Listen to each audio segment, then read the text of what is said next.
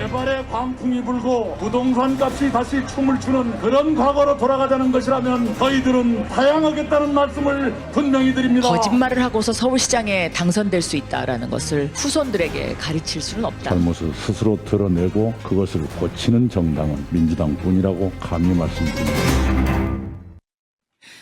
예, 4.7 보궐선거 이제 결전의 날이 하루 앞으로 다가왔습니다. 오늘 뉴스쇼에서는요.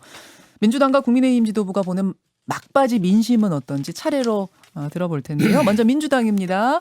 당 대표직을 떠난 후 바로 선대위원장을 맡아서 선거 기간 동안 서울과 부산을 그야말로 종횡무진 뛰어다닌 분, 민주당 선거의 총지휘자, 더불어민주당 이낙연 상임선대위원장 나와 계십니다. 어서 오십시오. 네, 안녕하세요. 아니 다들 목소리가 이 네. 정도 되면은 좀 가라앉고 이러시던데 네. 이낙연 위원장님은 아직도 쌩쌩하세요. 아이고 어젯밤엔 가라앉았는데 하룻밤 자고 나니까 좀 되살아났네요. 이제는 이제 여론조사 공표는 깜깜이 기간이고 네. 사실상은 현장의 민심으로 뭔가를 느끼고 계실 네. 텐데요. 정치인들은 특히 우리 이낙연 위원장처럼 오래 정치를 하신 분들은 어찌 보면 데이터보다 현장에서 느끼는 감, 그 촉이 더 중요하더라. 이런 이야기들을 제가 들었어요. 예. 어떻습니까?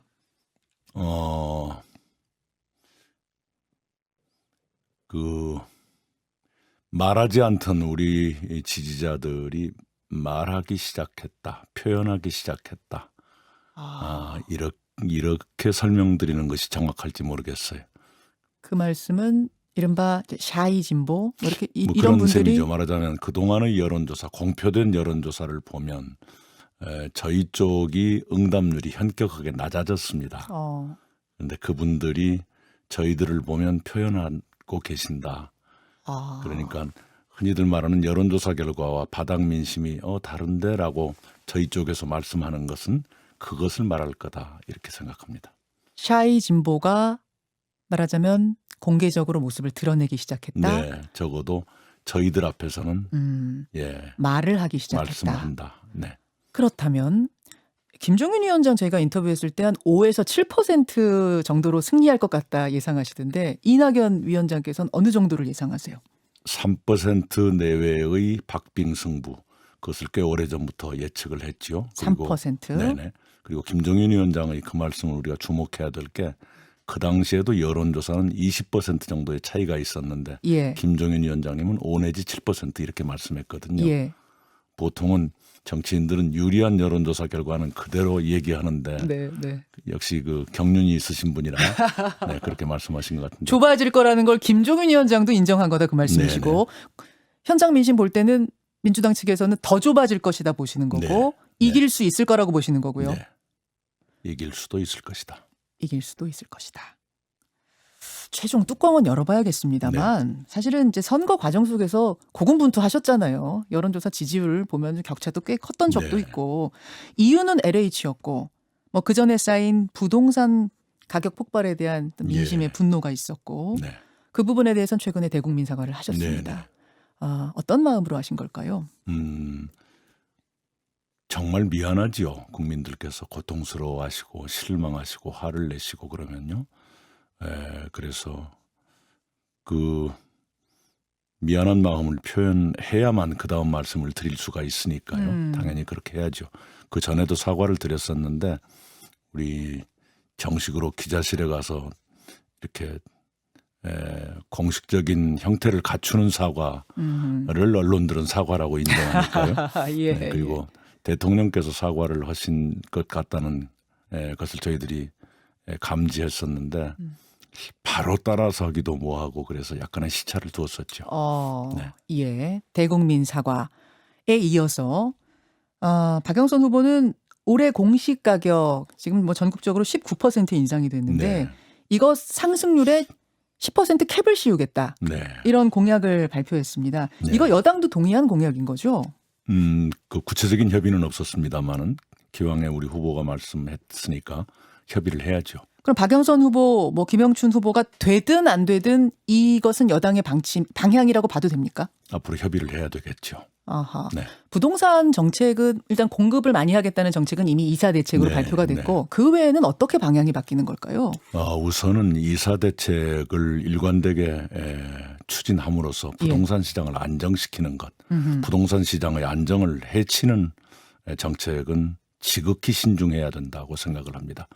그 점에서 오세훈 후보의 무슨 당선되면 며칠 안에 뭘 풀겠다, 위험한 접근일 수 있다는 생각을 들고요. 그 이사 대책에 더 얹을 수 있다면 생애 최초 주택 구입자의 경우 청년 등이겠죠. 예. 금융 규제를 획기적으로 완화할 필요가 있다. 금융, 네, 대출. 그리고 우리 후보도 얘기했지만 반값 아파트, 토지에 임대부 국가가 네. 공공이 갖고 있고 건축물만 분양하는 것이죠. 그 제도는 적극적으로 검토해서 도입할 필요가 있다고 생각합니다. 그리고 이제 청년층과 우리 가족 구조의 변화에 따른 1인 가구용 주택의 공급 확대 등은 기본이고요. 또 다른 것이 보완될 필요가 있긴 하는데 우선은 부동산 시장의 안정을 해치지 않아야 되기 때문에 그런 대전제를 놓고 해야 한다. 다행히 최근에 부동산 값이 내리고 전세값도 내리고 해서 좀 정책의 선택에는 약간의 여유가 생길 수도 있겠다. 고 생각합니다. 그 공시 가격을 조정하는 네. 문제는 박영선, 김영춘 후보가 안 돼도 논의를 꼭 이어가실 거라고 지금 생각하고 계세요? 검토해야 된다고 협의의 생각하세요? 여지가 있다고 생각합니다. 알겠습니다. 어제 마지막 TV 토론은 어떻게 보셨습니까? 어제 못 봤습니다. 못 보셨어요. 예. 솔직하세요. 네. 그래도 뭐 하이라이트라든지 뉴스는 챙겨보셨을 텐데요. 그러셨죠. 여전히 그 야당 후보가 웬 기억력이 그렇게 약해요. 그것도 큰 문제입니다.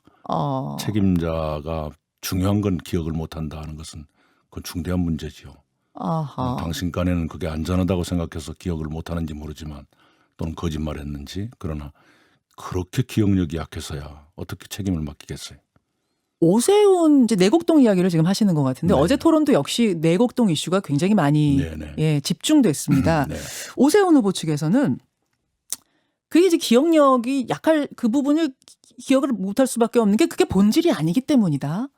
특혜를 줬느냐 안 줬느냐, 이제 압력이 있었느냐 없었느냐가 본질인데 자꾸 그 땅의 존재를 알고 있었느냐 몰랐느냐로 프레임을 돌리고 있다.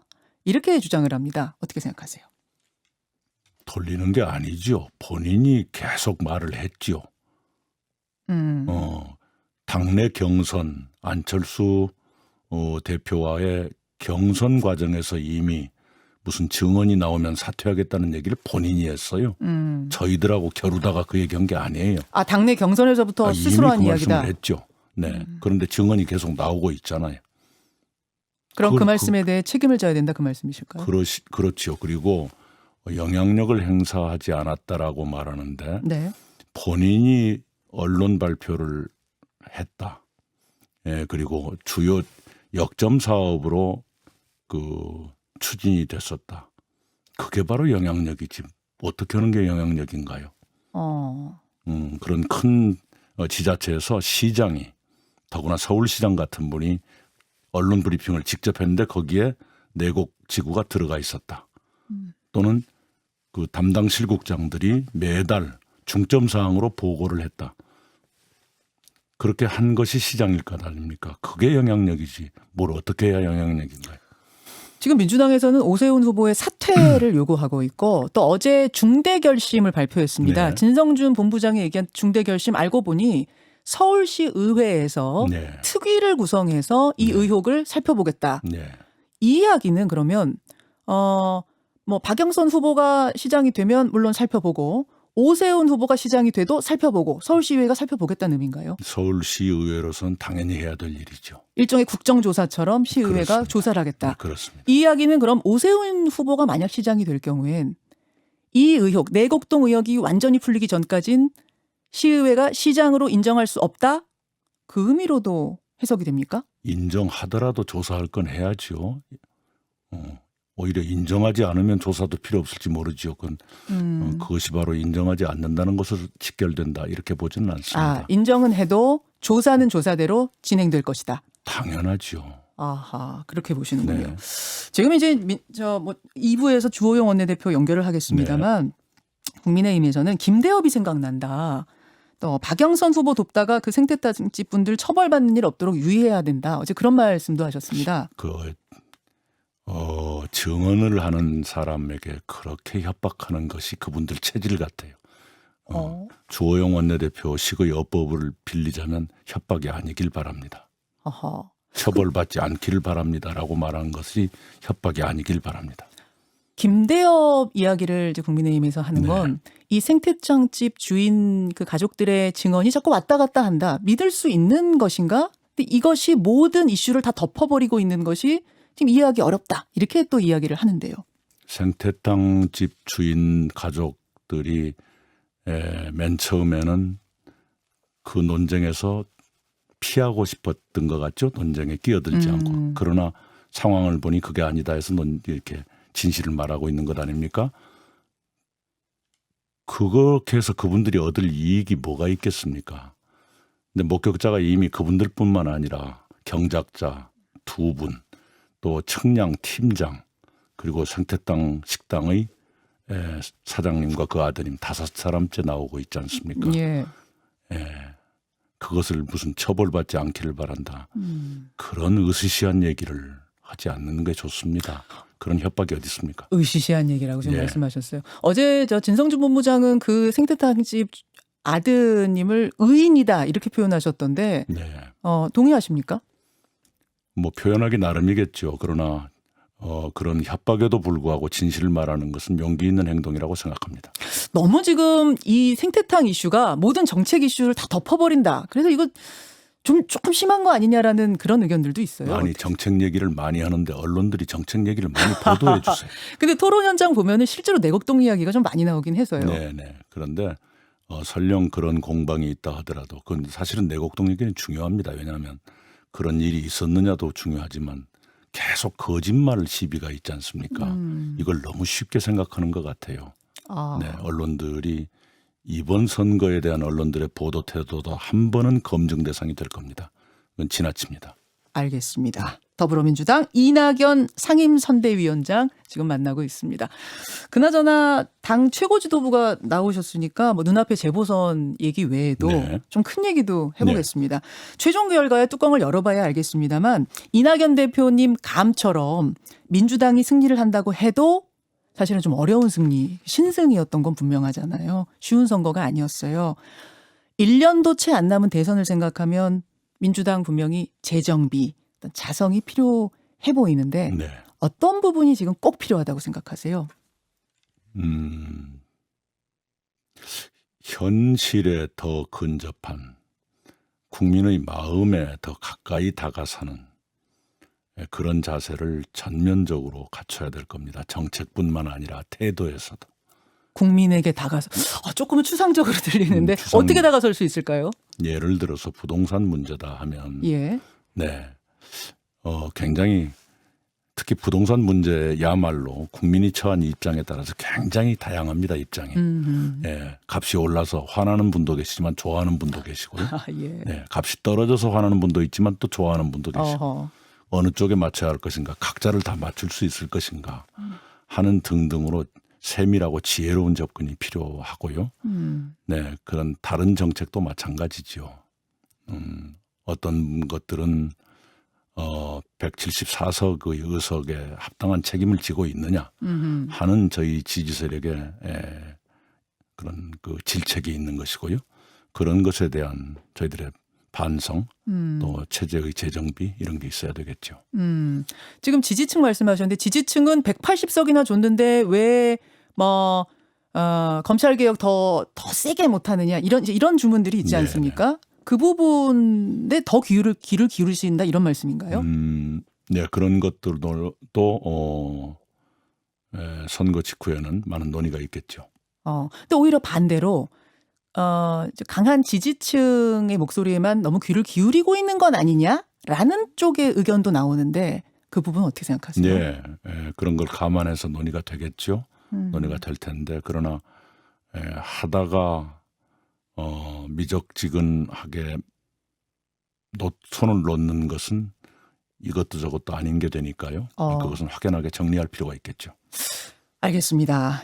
재보선 끝나자마자 이제 정계 개편에 회오리가 불어닥칠 거다 이런 이야기들 하는데요. 우선 야권은 상당한 규모의 개편이 기정사실로 받아들여지고 있습니다. 왜냐? 윤석열이라는 인물이 등장했기 때문인데 윤석열 전 총장의 최근 행보는 어떻게 보세요? 이낙연 대표님. 예, 아직은 별로 드러내는 것이 많지는 않으니까요. 그러나 언젠가는 드러나겠지요. 그리고 국민의 차분한 검증을 거쳐야 되겠죠. 두 분 혹시 마주치실 일이 지금은 뭐 없으시죠? 없었죠. 검찰총장 임명되신 다음 날 예. 총리실에 인사 온 것 그것이 전부였습니다. 아 그렇습니까? 네. 혹시라도 마주치면은 정치 이제 뭐 한참 하신 분으로서 뭐라고 조언해주고 싶으세요? 네, 제가 그럴 처지는 아니에요. 아니 최근에 그런 말씀하셨더라고요. 이낙연 대표께서 대선 출마의 길이 생각하는 것처럼 단순하고 쉽지 않다. 네. 그 얘기는 뭔가 좀 하고 싶은 말씀이 있으신 것 같아서요. 아이고, 뭐 그 정도면 다 알아서 하겠죠. 뭐. 그 정도 얘기하면 알아서 판단해야 네네. 됩니까? 그 얘기는 섣불리 들어설 건 아니다 그 말씀이세요? 제가 가르칠 처지가 아니다. 네. 4월 8일 되면은 이제 선대위원장직은 자동으로 내려놓으시는 네. 겁니까? 일단은 좀 휴식 취하시. 예, 이제 것 같고. 평의원으로서 뭐 할 일이 있겠죠. 어떤 역할을 하실까요? 역할이라기보다는 역할 없는 상태에서 차분하게 생각해야죠. 역할 없는 상태에서 차분하게. 네. 오늘 이 질문이 어떨지 모르겠습니다만 우리 이낙연 위원장은 자주 나오시는 분이 아니어서 제가 질문 드릴 수밖에 예. 없는데요. 대선 출마 선언 아직 안 하셨잖아요. 아무도 안 했죠. 아니, 한 분도 계세요. 박용진 의원도 하셨고. 네, 한 분도 계세요. 언제 하세요? 대선 출마 선언은? 그거 봐야죠. 네. 대선에 대한 이야기 좀 질문 드려도 됩니까? 예, 뭐든지. 예. 대선까지 이제 1년도 채 안 남은 네네. 상황입니다. 사실은 네. 아직 마음의 뭐 발표야 안 하셨지만 당연히 대선에 예. 임하시는 걸로 뭐 국민들은 다 생각을 하고 있고요. 그런 상황이라면은 어떤 부분들에 대해서 더 국민들에게 접근해야 될 거다. 혹은 민주당이 어떻게 가야 될 거다. 이런 여러 가지 생각들을 하고 계실 것 같아요. 예, 그런 태도의 문제 이전에 지금 대한민국에 필요한 게 뭔가, 대한민국이 안고 있는 과제를 해결하는데 분야별로 어떤 정책이 가장 적절한가의 선택이 만만치가 않습니다. 예. 지금 국민들께서는 그것을 한번 보실 권리가 있죠. 분야별로. 네, 그리고 언론들도 그렇게 한번 해야 합니다. 그런데 자꾸 흥미 위주로 가지 말고 할 게 좀 많은 게 아니죠. 특히 대외 관계에서도 우리가 점검해야 될 게 굉장히 많고요. 남북 관계뿐만 아니라 경제 사회적으로도 큰 전환기인데 우리가 어떻게 해야 할 것인가. 문재인 정부가 지금 해왔던 것 중에 계승해야 될 것은 무엇이고 보완 또는 수정해야 할 건 무엇인가. 예. 이런 것도 차분하게 점검해야 되겠죠. 차분하게 점검하는 어쩌면 그런 네. 기회를 좀 가지시겠다. 네. 선거 후에는 그런 말씀으로 계획이 들립니다. 조금 지지율이 출렁거림이 있었어요. 네. 그거는 지금은 크게 신경 쓸 건 아니라고 보세요?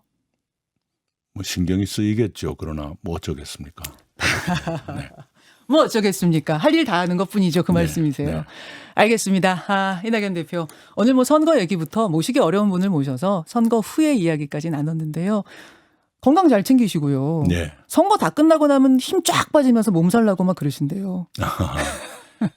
제가 예전에도 중요한 선거 때마다 느끼는 건데요. 예. 마지막에는 체력이 바닥이 나지요. 그런데 제 몸에 힘이 남은 채로 선거가 끝나면 그것 때문에 후회할지 모른다는 생각을 늘 해요. 그래서 마지막 한 방울의 힘까지 다 쏟아야 한다.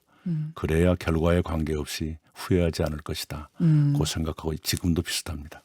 끝까지 선의의 경쟁해 주십시오. 오늘 네. 대단히 고맙습니다. 고맙습니다. 이낙연 선대위원장이었습니다. 김현정의 뉴스쇼는 청취자 여러분의 참여로 이루어집니다. 트위터, 페이스북, 레인보우 게시판, 그리고 단문 50원, 장문 100원의 유료 문자 샵 1212, 우물정 1212 통해 참여하실 수 있습니다. 김현정의 뉴스쇼, 여러분과 함께 만듭니다.